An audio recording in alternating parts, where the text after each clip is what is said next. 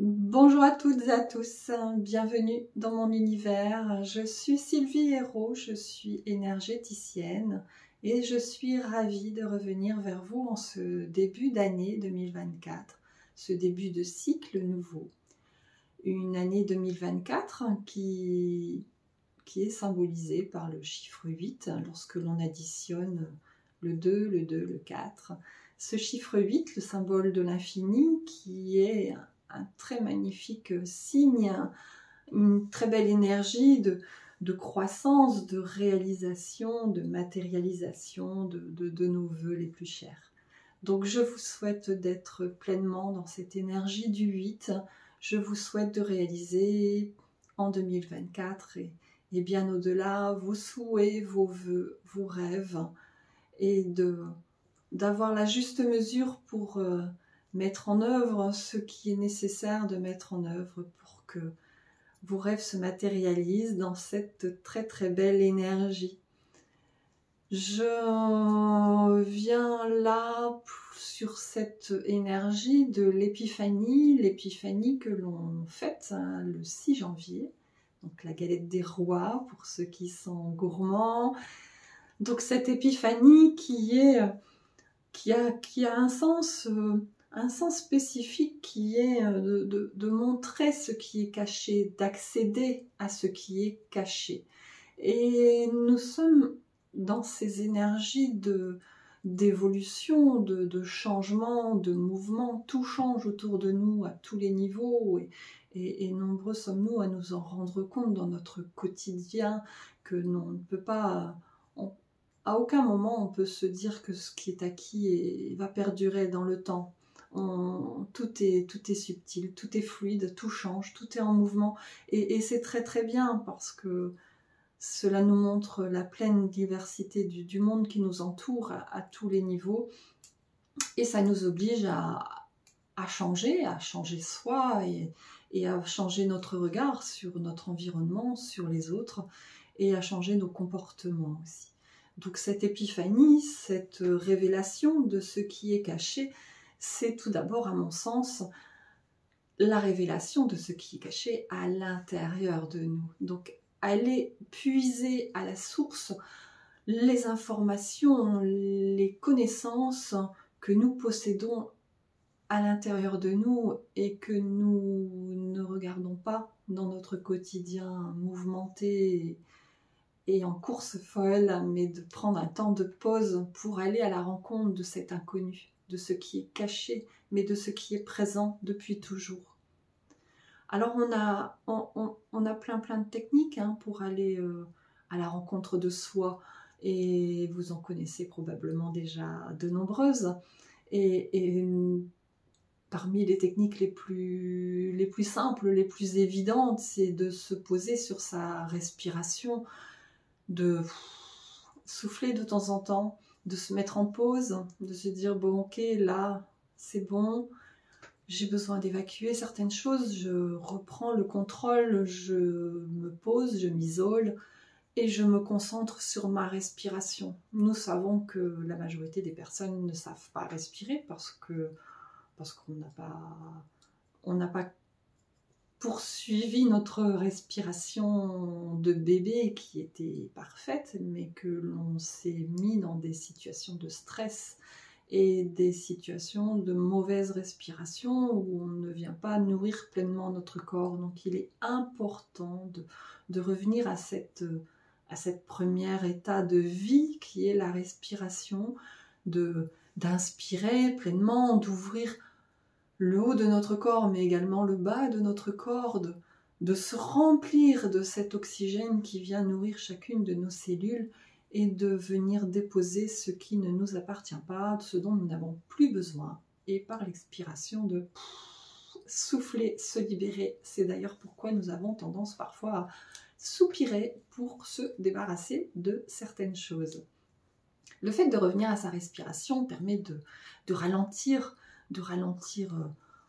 toutes ces pensées, toutes ces actions, de tout ce qui est là, présent, et de revenir à un état intérieur de calme, retrouver ce calme, cette paix intérieure, ce silence intérieur qui nous permet, alors d'être en mesure d'entendre la petite voix, d'entendre ce qui nous est dit au-delà de la matérialité et de ressentir, d'avoir des flashs, de saisir une pensée, d'avoir un petit déclic, de prendre conscience des signes qui nous entourent, des messages qui sont déposés partout sur notre chemin afin de poursuivre dans la paix et dans l'alignement, dans l'harmonisation de qui nous sommes. Alors vous allez me dire, c'est parfois un peu compliqué, effectivement, je pense que cette période de fête n'a pas été simple pour tout le monde. Alors je ne parle pas forcément des fêtes, mais voilà, il est venu s'y accumuler beaucoup de choses. On a eu cette pleine lune de fin décembre qui était assez forte, assez nettoyante, de venir libérer des mémoires ou appuyer là où ça faisait mal. Et on est...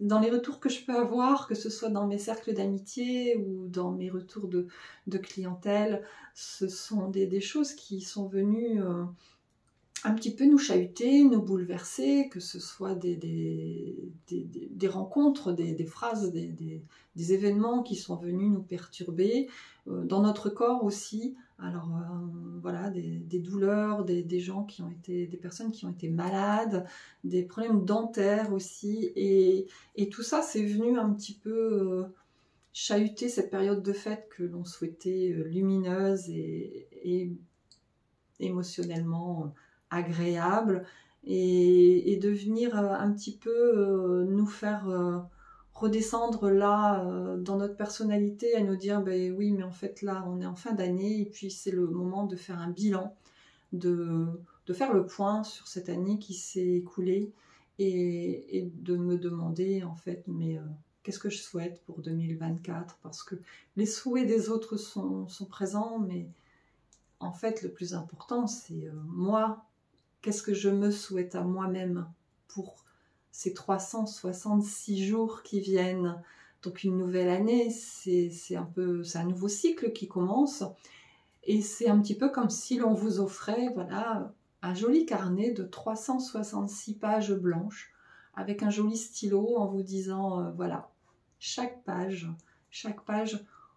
tu peux la remplir, tu peux y noter tes rêves, tes projets, tes souhaits, tes attentes, et aussi tes actions, les démarches, ce qu'on va entreprendre pour que ça se réalise, parce que voilà, tous mes vœux, ça n'est pas suffisant. C'est important de baigner dans ces belles énergies, dans ces belles vibrations qui nous sont envoyées par les autres. Mais on en fait quoi de ces belles vibrations? Comment est-ce qu'on va les utiliser? Qu'est-ce qu'on va mettre en œuvre? De quoi est-ce que l'on a envie en 2024? Qu'est-ce qu'on a envie de changer dans cette année 8 de réalisation? Quel monde est-ce que l'on a envie de créer en 2024? Alors, dans plein de domaines différents, tout ce qui vient nous toucher, selon nos propres avancées, selon nos propres souhaits, se dire, mais voilà, qu'est-ce que moi je vais faire en 2024? Est-ce que je vais continuer comme en 2023, exactement pareil, ou est-ce que je vais apporter des modifications parce que c'était pas exactement ce que j'attendais, ce que je voulais? Et pour cela, c'est aussi faire le bilan de qui l'on est, c'est redescendre aussi à l'intérieur de soi pour se dire, bon voilà, j'ai fait ça, j'ai prouvé ça, j'ai réussi ça, et est-ce que je veux la même chose en 2024 qu'en 2023, ou est-ce que je veux changer les choses? En général, on veut changer les choses, on veut faire différent et un petit peu mieux, un peu plus nourrissant, un petit peu plus agréable. Alors il est évident qu'il y a des choses qu'on ne peut pas changer, et c'est important d'en être conscient, de revenir à cette phrase donnez-moi la capacité d'accepter ce que je ne peux pas changer, parce qu'il y a des choses sur lesquelles là aujourd'hui avec notre personne, il y a des choses qu'on ne peut pas changer, c'est comme ça, il faut juste les accepter. C'est déjà très très compliqué de se mettre en situation d'accepter les choses telles qu'elles sont, en se disant mais voilà, moi je n'ai aucun impact sur ça, je ne peux pas changer ça. Par contre, il y a des choses que je peux changer dans mon quotidien, dans ma façon de faire, dans ma relation à l'autre, dans ma mission, dans ce que je fais pour moi et pour les autres. Alors, pour pouvoir faire des choses pour les autres, il faut être en mesure de pouvoir donner ce qui est en plus que ce dont on a besoin, nous. Donc c'est avant tout prendre soin de soi. Prendre soin de soi pour vibrer sur un champ plus élevé, plus lumineux. C'est toujours s'orienter vers la lumière. Alors vous allez me dire, j'en reviens à la lumière, mais c'est l'élément central, c'est l'élément essentiel. Ça fait partie des choix que l'on fait au quotidien.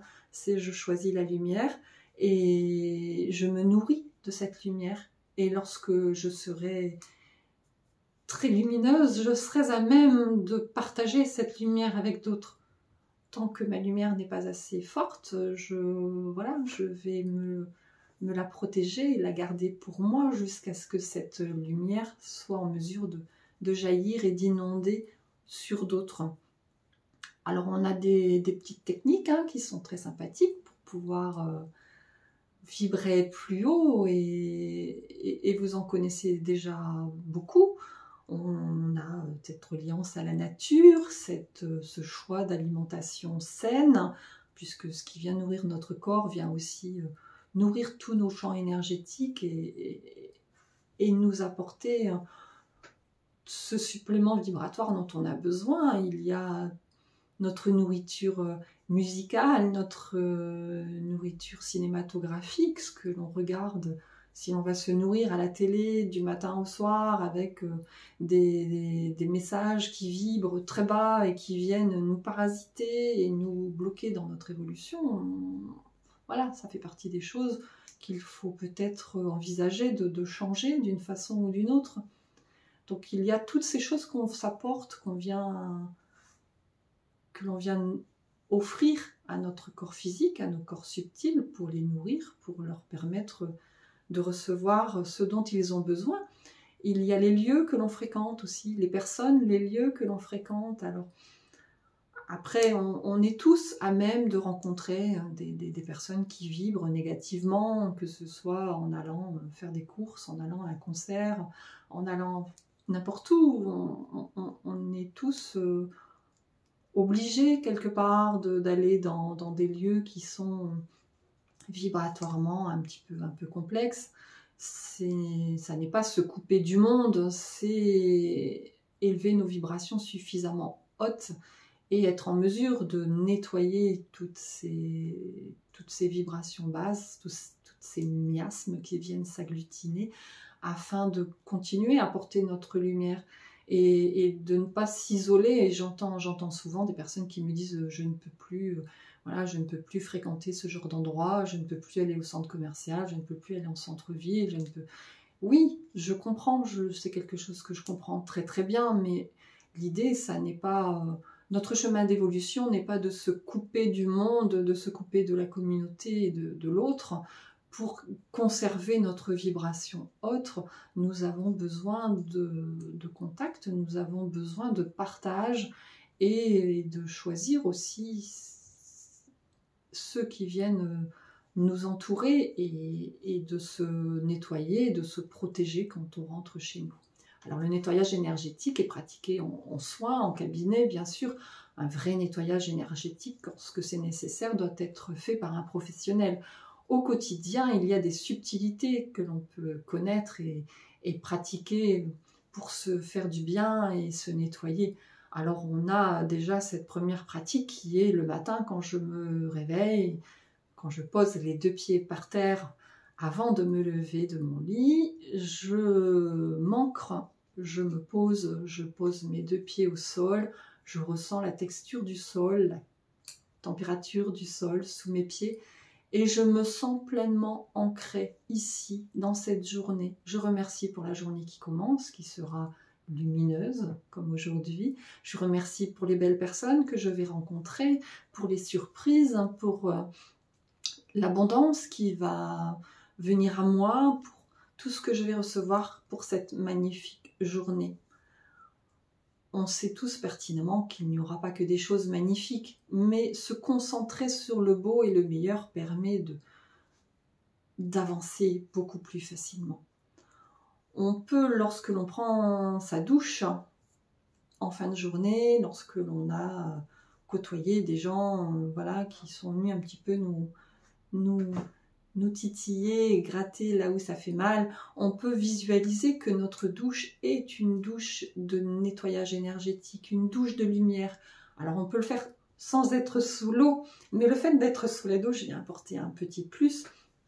On peut ajouter quelques gouttes d'huile essentielle à son savon douche et on peut visualiser que cette douche que l'on reçoit vient nettoyer nos corps subtils, qu'elle vient enlever de nos corps tout ce dont on n'a pas besoin, tout ce qui ne nous appartient pas. On peut visualiser cette lumière blanche qui descend du pommeau de douche et de visualiser progressivement toutes les noirceurs qui sont déposées sur nous venir s'écouler dans le bac de douche et partir dans le siphon. Bien sûr, on va remercier la Terre, on va remercier Gaïa de purifier toutes ces énergies négatives qu'on lui donne pour se nettoyer nous, et de visualiser que l'on sort de la douche lumineux et rayonnant comme un joli soleil. On peut le faire sans être sous la douche à tout moment de la journée, c'est visualiser que l'on reçoit une énergie de pureté qui vient nettoyer tout cela. Pour toutes les personnes qui viennent au quotidien un petit peu nous bloquer dans notre chemin, alors souvent, on peut le vivre comme des tests, de dire, mais voilà, quelqu'un qui nous est proche, quelqu'un que l'on affectionne, vient appuyer où ça fait mal, vient faire une réflexion qui est désagréable à entendre et qui va...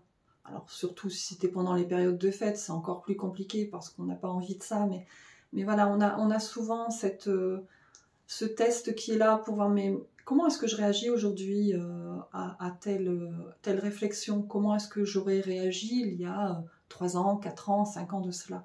Et comment est-ce que je veux réagir la prochaine fois où ça se présente? Est-ce que j'ai progressé? Est-ce que je suis en mesure de dire stop? Est-ce que je suis en capacité de trouver mes limites, de dire mais non, là ça ne me convient pas et non, je n'accepte pas que l'on me dise ça, ou est-ce que bon bah finalement ça n'a pas été dit sur un ton de méchanceté et c'est juste voilà, il faut que ça passe et dans 5 minutes j'aurais oublié.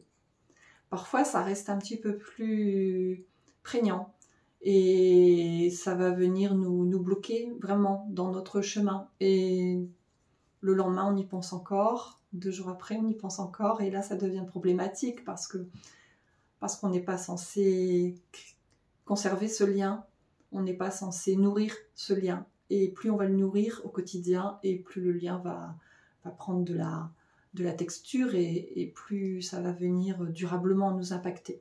Donc là il est peut-être intéressant de faire une petite pratique qui s'appelle les bonhommes allumettes de Jacques Martel, vous connaissez peut-être. Alors c'est une pratique que l'on peut réaliser pour couper des liens avec d'autres personnes, des personnes du passé, des personnes avec qui on n'a plus forcément envie d'avoir de liens ou de contacts. C'est aussi une pratique que l'on peut faire avec des gens que l'on aime beaucoup, mais qui parfois parlent sans réfléchir. C'est aussi une pratique que l'on peut faire par rapport à une situation, par rapport à des événements, ou par rapport à l'année 2023. On peut faire une coupure de bonhomme allumette en se disant, voilà, l'année 2023, je veux couper tous les liens avec 2023 parce que ce sont des liens qui n'ont pas forcément été très positifs. Je veux couper tous ces liens négatifs, tout ce qui n'est pas nécessaire. Quoi qu'il en soit, on prend une jolie feuille blanche. Alors c'est un exercice qui se fait à tout moment. Ça n'est pas quelque chose qui vient couper des liens d'affection. C'est quelque chose qui vient couper des liens vicieux, des liens inutiles. Ça ne vient pas enlever les sentiments. Vous pouvez Vous pouvez faire cette petite pratique des bonhommes allumettes avec quelqu'un que vous aimez beaucoup, mais qui parfois vous blesse. Ça peut être avec des membres de votre famille, avec des parents, avec des amis proches, avec qui vous avez très envie de rester amis. Mais pour couper ces liens qui font que quelquefois, il y a des choses récurrentes qui reviennent et qui sont désagréables. Que ce soit pour une personne ou pour une situation, le protocole est le même. Donc vous posez, vous vous centrez sur vous-même grâce à la respiration. Vous pouvez allumer une petite bougie avec une intention. Mon intention est de couper les liens négatifs envers telle personne, vis-à-vis de telle situation, de tel événement. Vous créez votre petit espace à vous, votre petite bulle à vous. Et puis sur cette feuille, sur la partie gauche de la feuille, vous vous représentez vous sous forme de bonhomme, un bonhomme allumette. Voilà, donc basique, voilà, niveau maternel. Ce petit bonhomme, il a 7 chakras principaux. Le premier au niveau du coronal, le troisième œil, la gorge, le cœur, le plexus. Le chakra sacré et l'ancrage. 7 chakras principaux qui sont alignés le long de la colonne vertébrale. Ce petit bonhomme, on lui veut de l'amour et du bonheur, plein de lumière. On l'entoure d'un soleil basique. C'est vraiment du niveau enfant. Ce qui est important, c'est sa représentation, sa symbolique, l'intention qu'on y met. Voilà. Donc ça, on peut dire, ça c'est moi. Donc dessous, on va écrire son prénom. Voilà, on écrit son prénom, moi, Sylvie. On peut mettre sa date de naissance, on peut y mettre, voilà, quelque chose qui précise l'identité de cette personne. En face, on va faire un autre bonhomme allumette, le même, qui représente la personne ou la situation avec qui on souhaite couper les liens. Donc, cette autre personne, on lui veut du bonheur, de la lumière. On l'entoure du même soleil, comme pour nous. On lui souhaite la même chose qu'à nous-mêmes. On lui souhaite le meilleur. On va relier... Alors, cette personne, sous le petit bonhomme, ce second petit bonhomme, on va indiquer soit son prénom, sa date de naissance, son nom, soit une situation, un événement particulier, voilà, un examen qu'on a raté, on veut couper tous les liens avec cet examen. Voilà, moi je parlais de l'année 2023. Voilà, moi j'ai envie de couper les liens avec cette année 2023. Donc on écrit sous chaque bonhomme ce qu'il représente. Quoi qu'il en soit, on souhaite de l'amour, du bonheur, de la lumière à chaque personnage. On va relier ces deux bonhommes par les 7 chakras principaux. Donc moi je l'ai fait au bic. Vous pouvez le faire avec des feutres, en y mettant les couleurs des chakras, de façon à bien conscientiser ces liens qui peuvent s'être instaurés entre deux éléments, deux personnes, deux identités. Sachant que les liens, en général, ne viennent pas forcément à partir du haut de la tête. Donc on n'a pas de liens qui viennent s'ancrer au niveau du chakra du troisième œil ou du coronal. Les liens viennent se lier en général, le plus souvent, au niveau du chakra sacré pour les relations intimes, au niveau du cœur pour les relations sentimentales. Donc on a vraiment les chakras, voilà, à partir du cœur et au niveau du plexus qui sont les plus touchés par tout ça. Quoi qu'il en soit, ces deux belles identités, on leur souhaite de rester unis. Voilà, si on fait cet exercice pour, je sais pas, nos enfants, nos parents, notre conjoint, notre meilleur ami, on veut rester tous les deux dans un champ lumineux, dans un champ d'amour. Donc on va encercler ces deux personnes d'un cercle de lumière. Parce que ce que l'on souhaite, ça n'est pas enlever la lumière de l'autre. Ce que l'on souhaite, c'est couper des liens dont on n'a plus besoin. Donc il faut vraiment faire la différence entre tout cela. On souhaite le meilleur pour nous-mêmes, bien évidemment. En plus, nous sommes en janvier, donc on souhaite le meilleur pour soi pour toute l'année 2024. Et on souhaite le meilleur à l'autre pour toute l'année 2024. Qu'il vive ses expériences, qu'il évolue, qu'il reçoive l'abondance. On lui souhaite le meilleur dans sa vie. Par contre, on ne veut plus qu'il vienne s'immiscer dans la nôtre de façon désagréable, de façon inutile, de venir y apporter ses avis, ses convictions, et voilà, on peut partager sur des grands sujets, mais en même temps, on ne souhaite pas que l'autre vienne nous influencer et nous imposer quoi que ce soit. Voilà. Donc, l'objectif, c'est de bien se poser.